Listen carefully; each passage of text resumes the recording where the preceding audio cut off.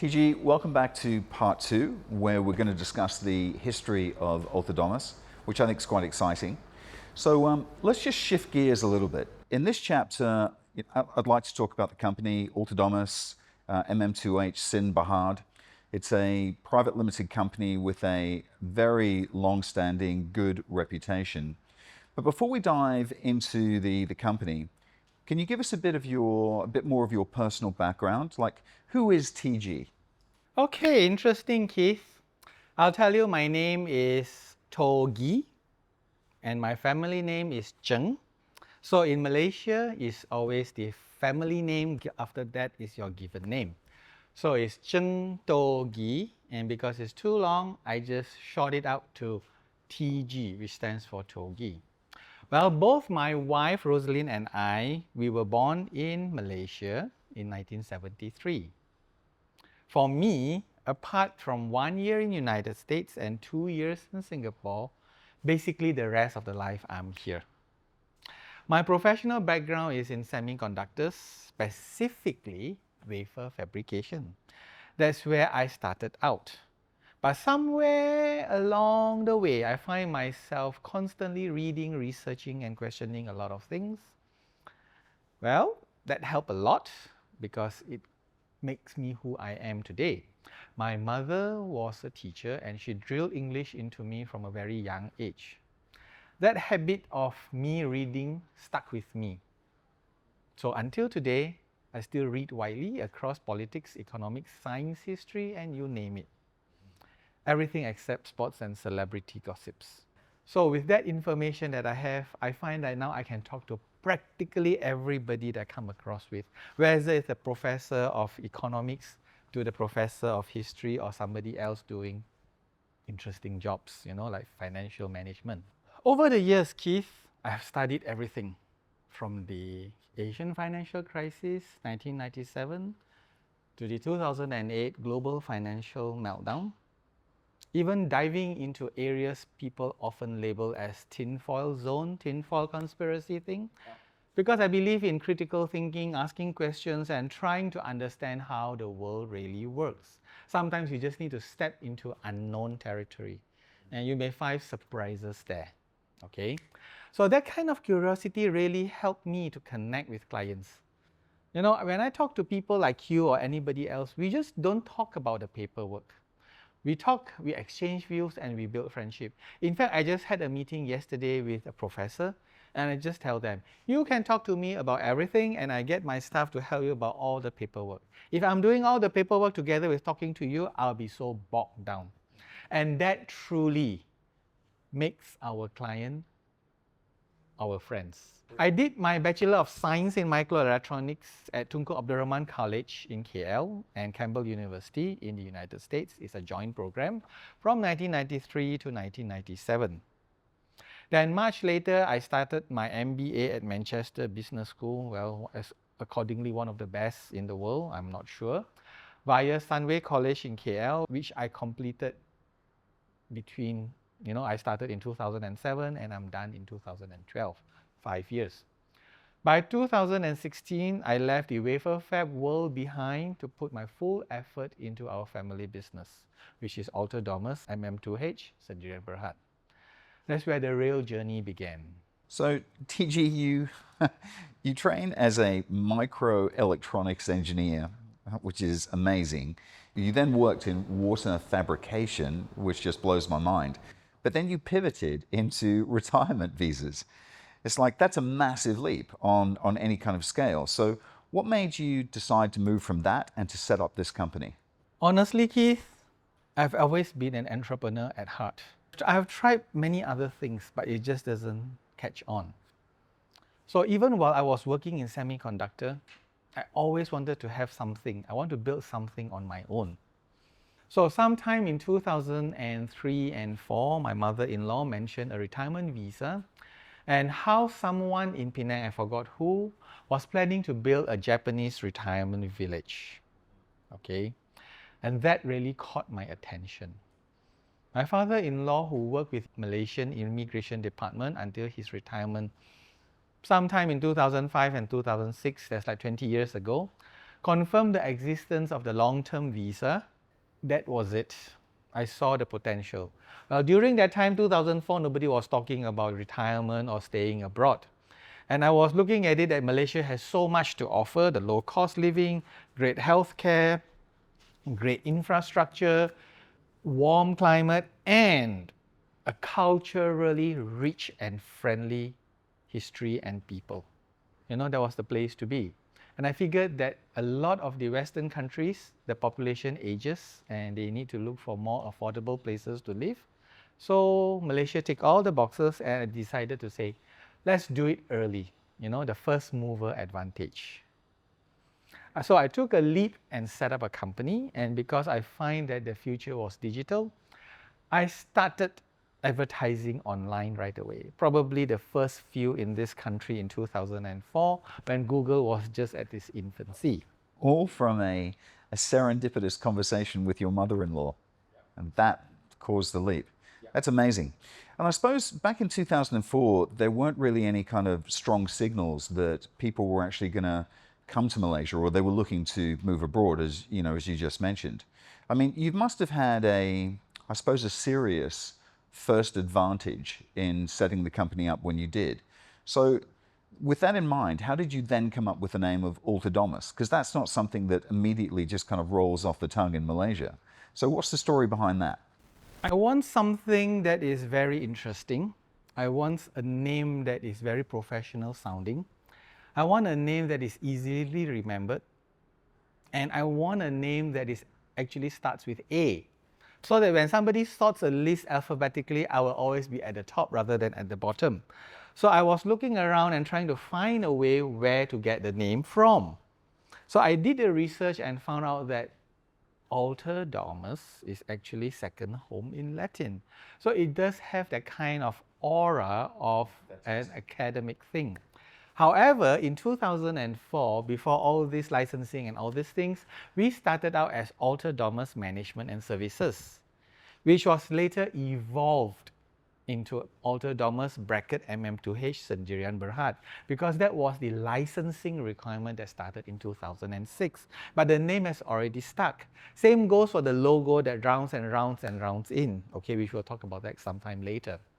That same year, I jumped into Google pay-per-click. It was still very new, barely out of beta testing, and I poured a good amount of money into online ad. You know what? It worked. We started gaining traction. Eventually, Rosalind, my wife, had to leave her job to focus on Alter Domus full-time. So business grew and grew. So in 2006, we talked about that earlier on, where they just finalized everything, formalized everything, and we didn't wait for long. Once they announced that everybody who is going to do this has to be licensed, we acted fast, secured the license number MM2H/001. Wow, so you were the first. Yes. When the new relicensing exercise was carried out in 2024, because they want to make sure that all the agents are fully, knowledgeable, and we have to put in a bank guarantee as well. In 2004, we were issued the license number MM2H810. Once again, this license was the first among the legacy agents. Those who have done this before, we got the first number, and that was 810. That is something that we are very proud of. It shows our consistency, our speed, and our commitment to excellence. Yeah, absolutely. Now, a little bit of an interesting story. Just now I talked about the Alter Domus, One of our clients was a Latin professor. He actually pointed out there was a technical error, a grammar error. It should be Altera Domus. So even though Alter Domus is second home, but the gender doesn't match. Well, Alter Domus, well, I wasn't a Latin guy during that time, so I wouldn't know all this. But then this is actually a very intellectual sounding and distinctly non-local name. It does actually stand up in a sea of generic company names. Yeah, it does. The logo also is a personal touch too. I wanted something easy to design, something that is timeless. Well, I'm not an expert in, Photoshop or whatever it is, so I just simply try to draw it out. So I choose the sundial seashell which spirals inward. Probably I was thinking symbolizing that home is where the heart is. The purple color was Rosalind's favorite, and it gave the whole design a touch of warmth and uniqueness. And finally, there's the strategy, as what I said earlier. We go for A. It's actually very important. When the list of everything comes out from exhibitors to whatever, where it's sorted alphabetically, we'll always be at the first page. It's true. I mean, well, alphabet or not, Alter Domus certainly seems to be at the top of the MM2H game. Tell me, who's your target clientele these days? What kind of people come to you? What kind of people approach you? Where are they from? The majority of our clients are always from the internet. That's how we build our business. And that's where we focus our energy. Naturally, that means that our clients tends to be from the Western developed countries or those who are on the internet. Those who are not on the internet is not our client. Okay, so Western developed countries, we define it as Europe, North America, Australia, Singapore. They are the people who do research online and plan their retirement or relocation carefully. We also work with clients from non-English speaking parts of the world, particularly Hong Kong, Japan, Korea, and Taiwan. Usually they either speak English, Keith, or they are internet savvy, or sometimes they get referred by friends who are already on the program with us. In fact, there's quite a majority of our clients are from our friend. And China, TG? Well, China, we never actively promote in China, and that's quite deliberate. Number one, Google doesn't work there, so it's harder for us to reach our Chinese clients organically. And since I'm the only one in our company that read, writes, and speak Chinese, handling these clients personally can get quite taxing. That said, if a China-based client is referred to us by our existing client or friends, we are more than happy to help because they are referred by our friends or clients. But we don't actively go and chase the market there. Also, we rarely have walk-ins from China because everything is digital and streamlined and very personal. So they usually can't come to us from China. Now, I'd just like to share with you, Google Map and Google reviews are very important now. How so? When you arrive at a new country, you look at it and you say, oh, I want to look at MM2H. So you type in MM2H and the list comes out. So if your Google review is good, it is always there on the top. And people look at the review and they understand what it is and they come to you. So how I know about this is because I have different phone numbers on different locations. So from there, I would know where they come from. Interesting. So lately, there's a lot of these interesting things that happen. I'm going to share with you later on the demographic list that I have until 2019. I've never compiled the version until the new MM2H yet. Okay. So I will just show it with you shortly in this screen here, that you can see that probably most of it are from Western developed countries. If you scroll through our Google review, you will see this mentioned by a lot of times, like I'm replying very fast, they know what they are doing, And as what I said earlier, Google review is now gaining a lot of traction, okay? So the truth is that I love what I do. And when you love your work, you don't work a single day. Let me give you an example. Let's say I receive an email at 10 p.m. from somebody in Canada or UK. 10 p.m. my time. I'll reply before I go to bed. I answer all their questions and send them information to review. So while I'm sleeping, they are reading and replying. When I wake up, I look at it, the email has come back again, I answer them again. Okay? By the time they start their day many hours later, all the information and all the questions are being answered. They can make a decision from there. This level of turnaround makes a huge difference. If I had waited until the next day to reply, the back and forth will stretch over a week because my day will be their night and their night will be my day. But because I responded quickly, there is always a high chance that we can wrap this up within 2 days. Now imagine that same person, as what I said earlier, the potential client emailed 2 companies. Okay, one is to us and one is to our competitor. And the competitor works only during the daytime of Malaysia. So that stretches up too far. So by the time I'm going into the second question or third email, the other side just have only the first email back. So the one that replies the fastest and the most helpful will probably be the one who got the business. Yeah, I have to say, when talking to people about your agency, one of the things that I always say is that you're incredibly proactive, and you really are. And the whole email thing, you can send an email to you. I know I'm going to get a response within the hour if I'm here. But the very fact that you actually answer that late at night, it almost means you're running a 24-hour show, because people there are actually going to respond, as you said. As soon as you go to bed, you wake up, the question's there, and it starts again. It's a great process. Beyond your client base, what else sets Alter Domus apart from your competitors? This is a very interesting question. Okay, but if you ask me personally, I believe it's our customer service and our expert knowledge. Because we have been doing this for such a long time, we know the technical part of it. Even since from the very beginning, in terms of customer service, we made it our mission to set the bar high, really high, especially when it comes to the email response time and the clarity of the communication. Yeah. Okay. So when we write to clients on a personal basis and trying to fit in their information, based on the information, we'll try to fit in the scenarios that's best for them, rather than giving them a blanket idea. We were so efficient at that client often complain that, other people like the banks, real estate agency, or even government officers can't keep up with us in terms of the timeline. That's a good problem to have. Well, it is, but when you get more and more clients coming in and expecting that the same thing, it will kind of get it bogged down. Well, you're also lifting the bar. Well, it is. Yeah. Okay, that is on the customer service side. Another important thing that we found out was the expert knowledge. The experience that we have gathered over the years has become critical when you answer the questions to clients. Rather than going to the clients and say, let me find out.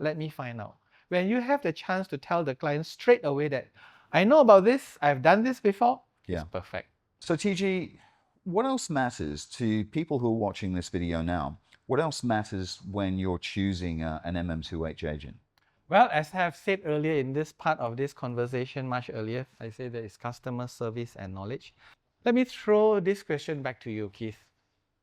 If the price difference is minimal, would you go for somebody who is new and uncertain, or somebody who has already a proven, I mean the word is proven, track record, who can answer your questions confidently, who can say, I have handled this case before, instead of I'll get back to you, and who have, when I say proven, means you have all the Google reviews and everything, and he has a track record of 20-year history.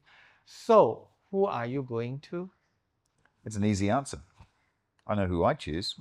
Correct. So you see, when people are making big decisions, life-changing decisions, moving to a new country, relocating families, retiring, they want to know that person advising them has done it before, has seen it before, and won't fumble when it counts. It doesn't inspire confidence when your consultant is fidgeting and unsure. Okay?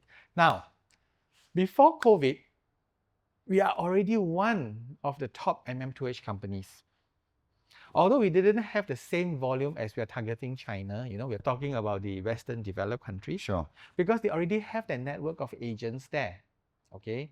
But this new MM2H that we are talking about now, the landscape is completely different.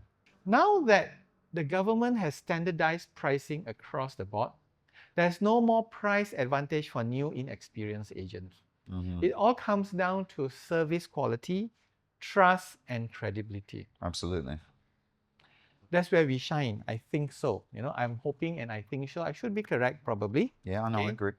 And in that phase, we are laser focused on becoming the go-to agency for clients from Western developed countries.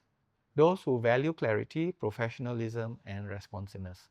Now, I'm talking about a one-to-one consultation, not only on the form filling, but talking about the general things, how Malaysia perform and everything. This is this kind of knowledge that I've gathered over the past decades that kicks in, and help me to talk to my clients, make them feel very comfortable, and they can deal with me easily.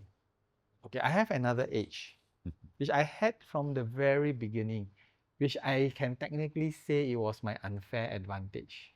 I remember this Epson's tagline, your unfair advantage if you use Epson computers or printers, and I got it into my brain. My background in computers and digital systems. I've been using internet since 2004, building digital strategies, experimenting with online tools, and constantly optimizing how we operate. I have come out with automated systems just last week where we completely automate our application from the beginning to the end. No errors, everything is fast, quick, and our customer relationship executives can focus on the real thing, customer service. So we optimize and we keep on improving, and it is always going to be faster, cheaper, and no compromise in quality. That's how we started, and that's how it will continue from here. And you are just getting started, I have to say. So I love all that. So TG, going back, because I was just thinking then about COVID again. COVID was devastating on almost every single level in every corner of the globe. But personally, I think, as I mentioned before in video one, I think Malaysia handled it incredibly well. I was here during that process. I saw everything that took place, and I thought they handled it well. What was it like for Alter Domus, during that particular period? How did you cope and move ahead with that? Well, COVID, Keith, was without question a very defining moment for me, for Alter Domus, and I think, if I should add, honestly, for mankind. Okay, everything in life, it has two sides. There's a coin with two sides. There was a loss and struggle and disruption. There's also reflection, renewal, resilience, and probably a new beginning. Roslyn and I were deeply grateful to our team. Our staff stayed loyal throughout the whole thing. We took pay cuts, tightened our belt. We faced the storm together. It actually brought us closer as a unit. We get to know each other. We were in there together for each other. Malaysia went into its first lockdown on 18th of March 2020, and like just flipping a switch, everything came to a standstill. Then came a brief reopening in June to August, and suddenly something unexpected happened. The opening month, June, that was our best month ever. And we are talking about 38, if I'm not mistaken, application in July 2020. It was one of the most hectic months. People around the world, especially from developed nations, that's where our target market is, we can say had an awakening. They saw how fragile their system were, how quickly things could fall apart. And they started looking for an exit plan, if you can say so. Somewhere more stable, more affordable, more peaceful, and Malaysia has it all. But in 2020, the most devastating thing happened to us was in August. Malaysia has closed down officially, suspending all MM2H application. And that's where our business really hit a wall. 2021 was also brutal. MM2H did not restart until late in the year of 2021. And when the books were closed, we posted a loss. And thankfully, that's one of our only loss ever. What happened to us was, we were very thankful for our existing client base. We survived because of that. People who are already on the MM2H still needed help with renewals, visa transfers to new passport, and their general support. That steady flow kept us afloat. I think that says volumes, TG, not just about your team, but about the management of that team and the very fact that all those people are still with you now. So congratulations on that. And a lot of the companies just didn't make it. Yes. COVID was very brutal. They wiped up a lot of newcomers. Without new clients, they couldn't stay open. But instead of waiting to turn out passively, I used this downtime to double down on digital marketing. I ramped up on our Google reviews, fine-tuned our internet marketing, and made sure that when the dust settles, Alter Domus will be the front and center online again. Smart. Thank you. Today we have over 270 probably already 5-star reviews, and that number is still growing. We have already set up branches in KL and in JB, and we are also putting in all the Google's review there. It is also gaining traction. The digital momentum is now our biggest competitive edge. Honestly, I don't think our competitors will be able to catch up if we don't slack off. And I don't have plans to slow down. That's our unfair first mover advantage.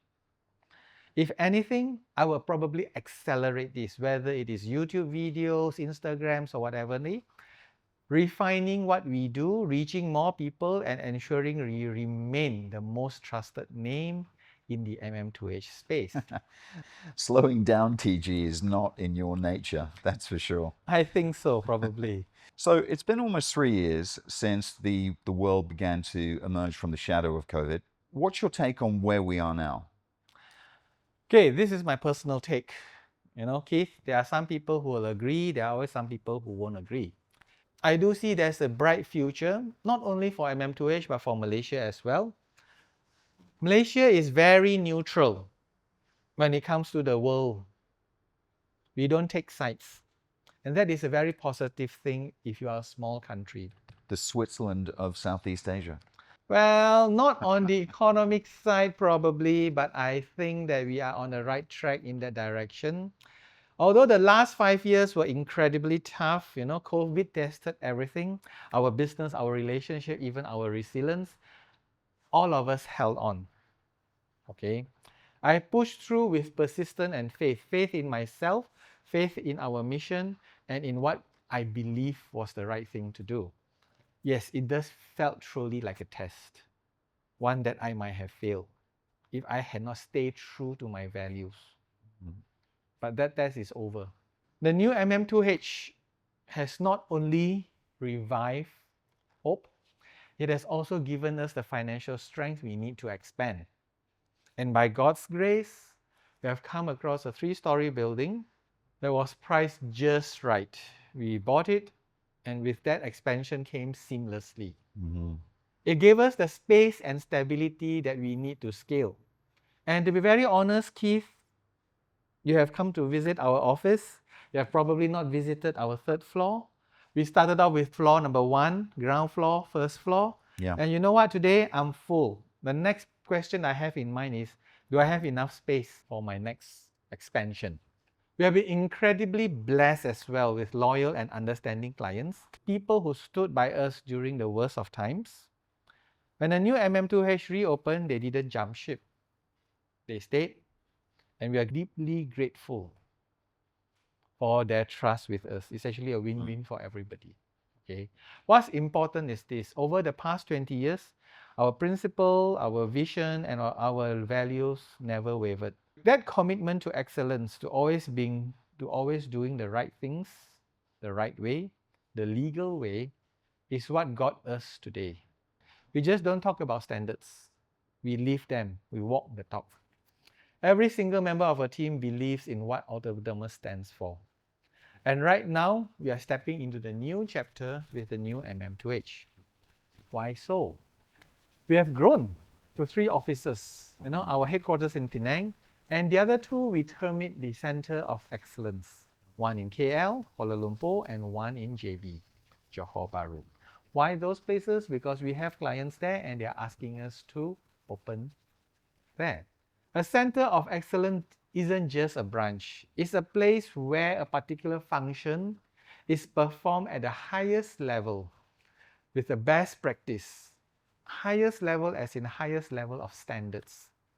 Best practices, leadership, and consistency. Okay. So our mission now is very simple. It has always been that way. We will under-promise and over-deliver. Yes, it's a very tough call when you have new people coming in.